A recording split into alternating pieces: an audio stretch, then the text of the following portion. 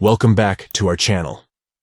In this video, we will guide you through the process of turning on the Start app when you sign in feature on WhatsApp Web for PC. Let's get started.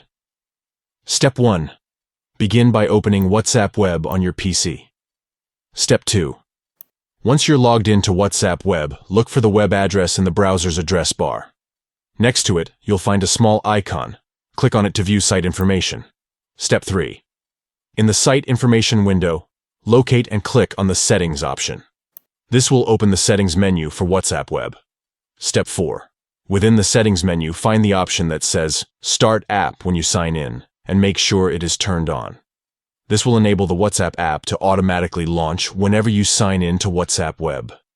By following these 4 simple steps, you can easily turn on the Start app when you sign in feature on WhatsApp Web for PC. This can be useful if you prefer to have the app automatically open every time you log in. We hope you found this tutorial helpful. If you did, please give this video a thumbs up and subscribe to our channel for more WhatsApp tips and tricks.